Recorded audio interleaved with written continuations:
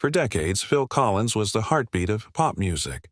From his time playing drums and singing for Genesis to his solo hits like In the Air, Tonight and Against All Odds, his voice and rhythm shaped an entire generation. But behind the fame and applause, Phil's life took turns that few saw coming. Broken marriages, family struggles, and years of health battles slowly dimmed the light of one of music's greatest icons. And now, at 74, a heartbreaking update has fans fearing the worst. Join us as we look back at his journey and see where life has taken him. A London boy with a big dream, Philip David Charles Collins was born on January 30, 1951, at Putney Hospital in southwest London, England. He grew up in a warm but hardworking family. His mother, June, first worked in a toy shop and later became a booking agent at the Barbara Speak Stage School, a place that trained many young performers. His father, Greville, worked as an insurance agent. Phil was the youngest of 3 children. His sister, Carol, followed in their mother's footsteps as a theatrical agent and was once a professional ice skater, while his brother, Clive, became a cartoonist. The family moved homes a couple of times before finally settling in Brentford and Chiswick. It was in this modest London neighborhood that Phil's love for rhythm began to take shape. One Christmas, when he was just 5, he received a toy drum kit. It was small, but it changed everything. His uncles even built him a homemade version using triangles and tambourines. Later, as he grew older, his parents bought him proper drum kits. Phil spent hours practicing, playing along to music on the radio and television. When he was 7, he joined a talent show while the family was on holiday. He sang The Ballad of Davy Crockett, but halfway through, he stopped the orchestra to tell them they were in the wrong key. That moment showed everyone just how confident and musically aware he already was. As he got older, Phil became inspired by the Beatles, especially their drummer, Ringo Starr. He also followed a London band called The Action, whose drummer introduced him to the sounds of soul music from Motown and Stax Records. Jazz legend Buddy Rich was another major influence. Rich once said that the hi-hat was more important than having 2 bass drums, and Phil took that advice to heart, shaping the way he played for years to come. A boy who couldn't stop playing music. Phil started learning the piano around the age of 12 from his father's aunt. He also studied drum techniques under Lloyd Ryan and later Frank King, who taught him the basic drumming patterns known as rudiments. Phil later said that this training helped him more than anything else in any kind of funk or jazz drumming.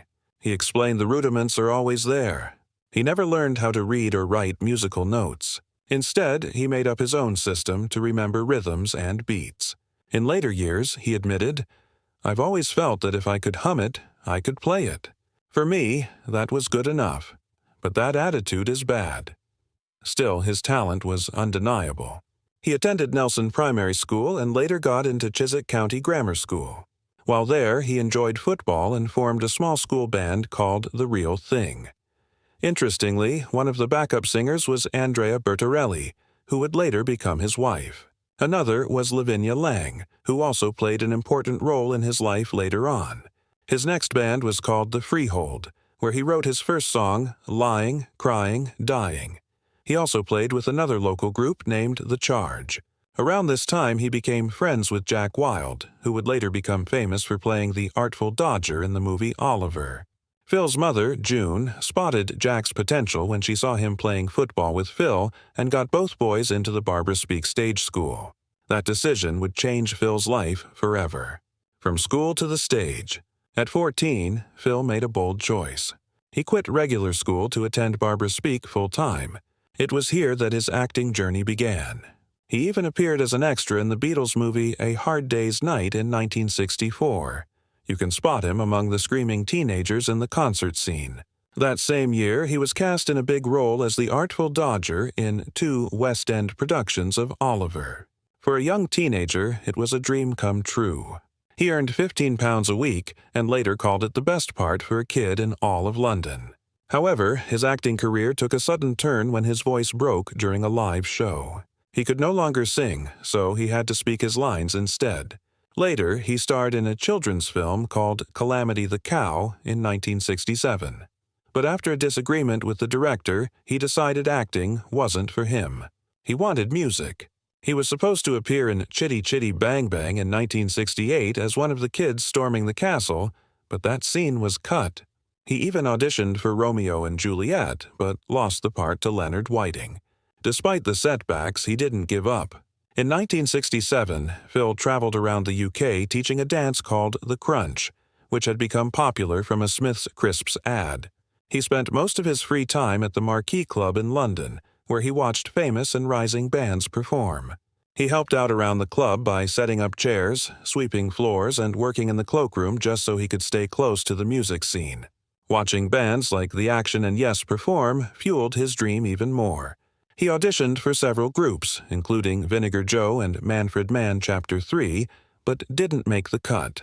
Still, his persistence paid off when he joined the Cliff Charles Blues Band. This led to another gig with the Gladiators, where he played behind a black vocal quartet that included his old schoolmate Ronnie Carroll. The turning point. By 1969, Phil was ready for bigger things. He and Ronnie Carroll joined John Walker's backing band for a European tour, where they met guitarist Gordon Smith and keyboardist Brian Chatton. When the tour ended, the four decided to form their own band called Hickory. They released a single titled Green Light the Key. Later that same year, they changed their name to Flaming Youth and signed with Fontana Records. The group recorded a concept album called Arc 2, written and produced by Ken Howard and Alan Blakely. The album told a science fiction story about humanity leaving a burning Earth and traveling into space, with each member singing lead vocals on different songs. While the album didn't make them stars, it proved that Phil had found his true calling, music. Flaming Youth eventually split, but Phil's name was already circulating in music circles. In May 1970, he played congas for George Harrison's song Art of Dying. Although his part was cut from the final version, years later, Harrison played a prank on him by sending him a fake recording of his bad performance. When Phil apologized, Harrison laughed and admitted it was a joke. Phil took it in good humor. Soon after, his path led him to Genesis. He joined the band as a drummer in 1970, and just 5 years later became the lead singer after Peter Gabriel left.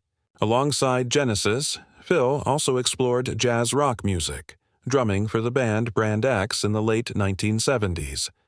As his music evolved, so did his emotional expression.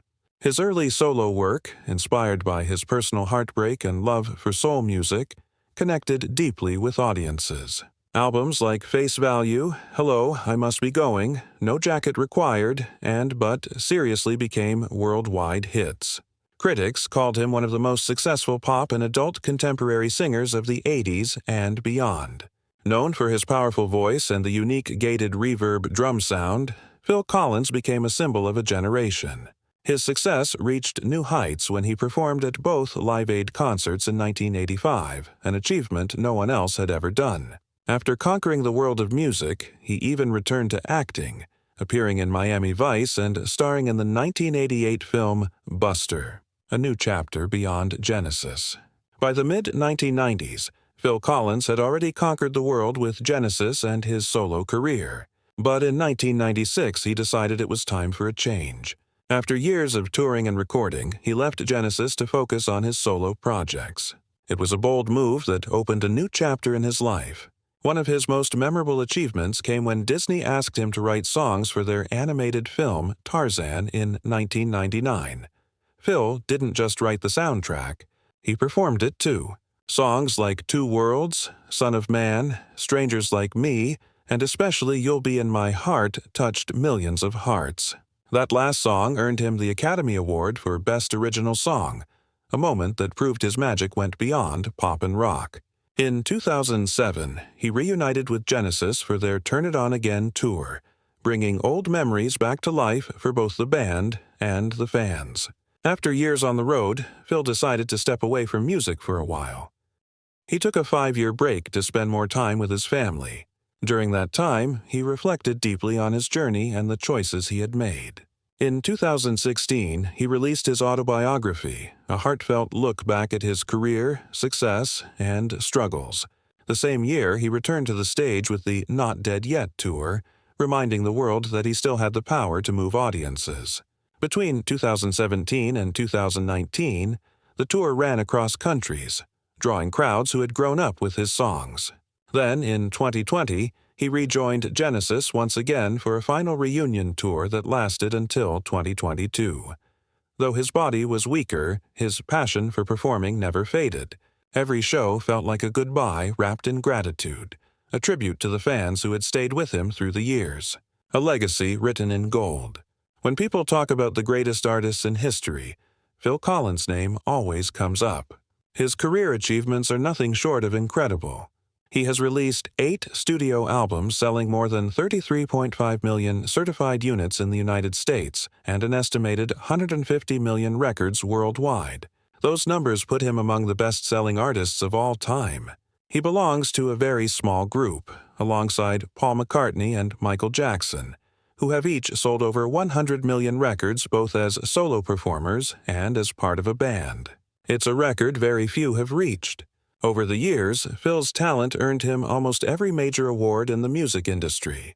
He has won 8 Grammy Awards, 6 Brit Awards, 3 of them for Best British Male Artist, 2 Golden Globes, an Academy Award, and even a Disney Legend Award. He also received 6 Ivor Novello Awards, including the International Achievement Award from the British Academy of Songwriters, Composers, and Authors. His contributions to music were further recognized with a star on the Hollywood Walk of Fame in 1999.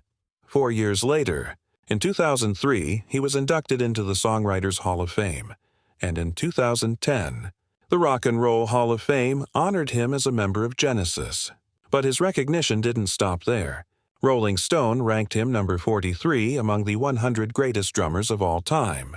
He was also inducted into the Modern Drummer Hall of Fame in 2012 and the Classic Drummer Hall of Fame the following year. For a man who started out as a child with a toy drum kit, these honors reflected a lifetime of dedication. His rhythm, his songwriting, and his voice had become a part of music history. Yet behind all the awards and fame, Phil's personal life told a very different story, one of love, heartbreak, and lessons learned the hard way. Love, loss, and family. Phil Collins' personal life has been as dramatic as some of his songs. He has been married 3 times, and each relationship left a mark on him. His first marriage was to Andrea Bertorelli, a Canadian woman he met when they were both just 11 years old in a drama class. They reconnected years later when Genesis performed in Vancouver. In 1975, when they were both 24, they got married in England.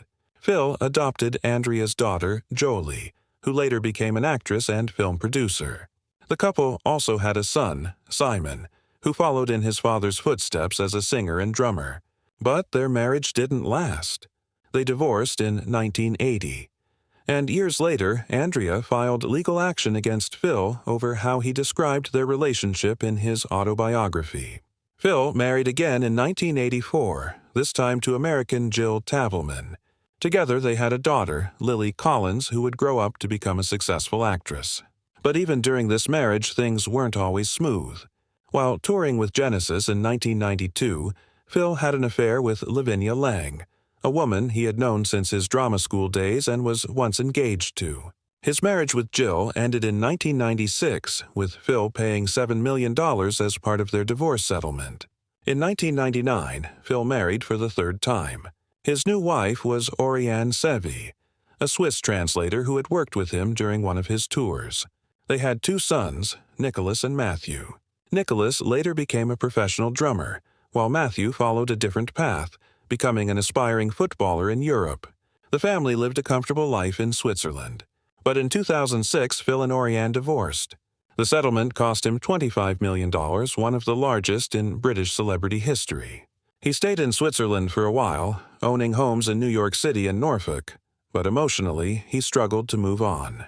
Between 2007 and 2016, Phil was in a relationship with American news anchor Dana Tyler. Meanwhile, Oriane moved to Miami with their 2 sons. Phil later admitted, "I went through a few bits of darkness, drinking too much. I killed my hours watching TV and drinking, and it almost killed me." In 2015, he said he had stopped drinking completely and had been sober for 3 years. In 2016, he moved to Miami to be closer to his sons and, surprisingly, reunited with Oriane. But the reunion didn't last.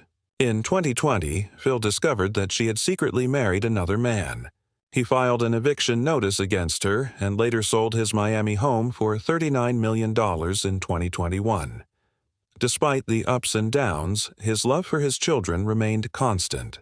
He had built a complicated but deeply human story, one filled with love, heartbreak, and hope, wealth, conflict, and family bonds. Throughout his long career, Phil Collins became one of the richest drummers in the world. In 2012, reports listed him as the second wealthiest drummer after Ringo Starr.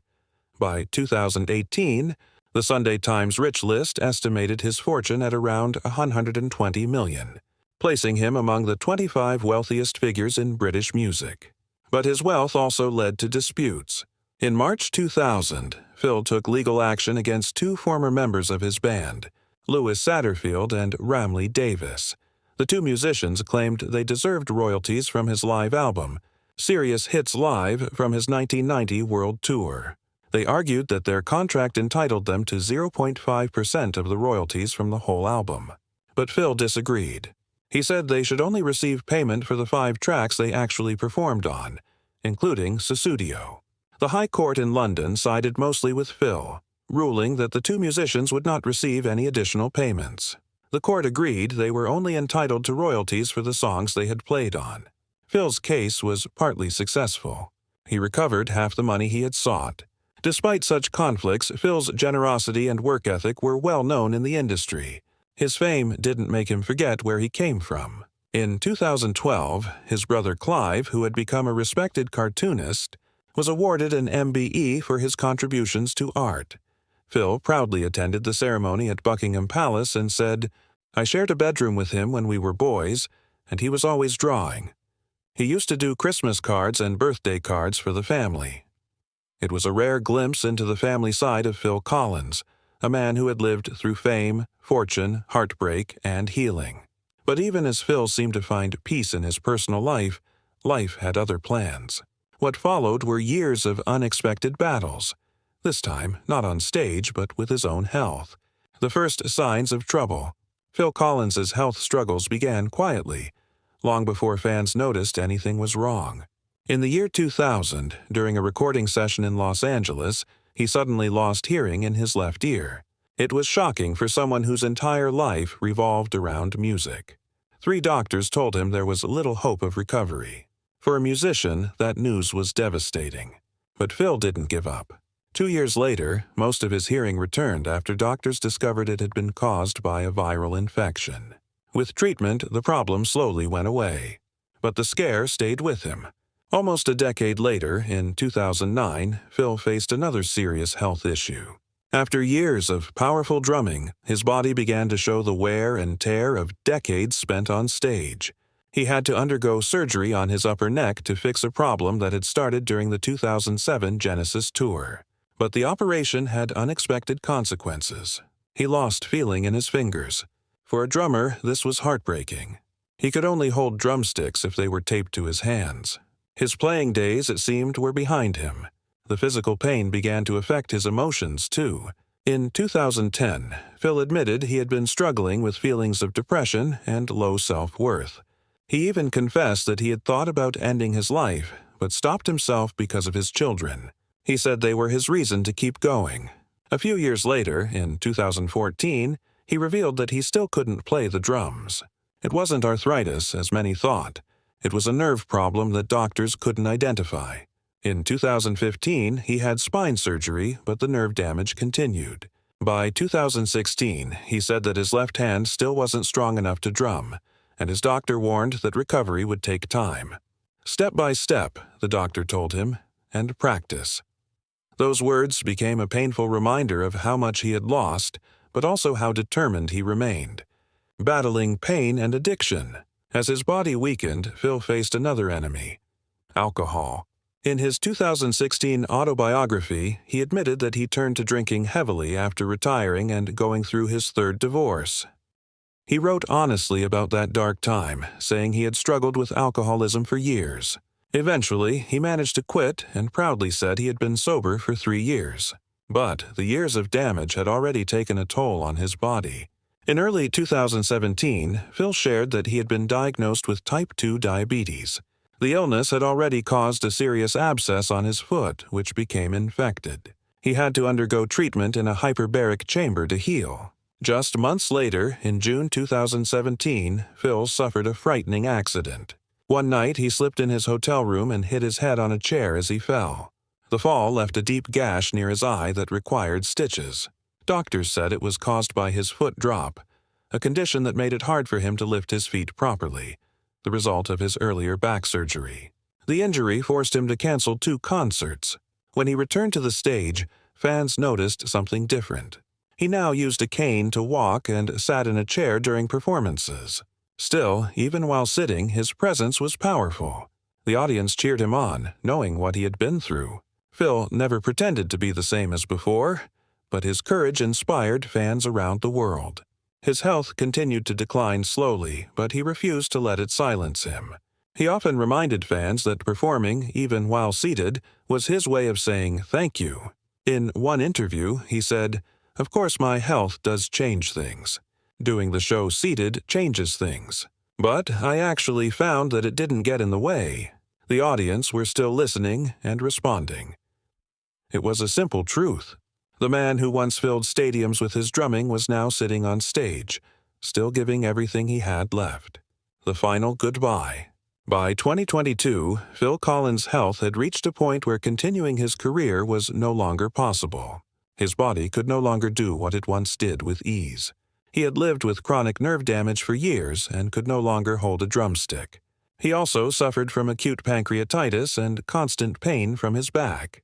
Despite all this, he decided to give his fans one last memory. In March 2022, at the age of 71, Phil performed his final concert with Genesis at the O2 Arena in London. It was a bittersweet night.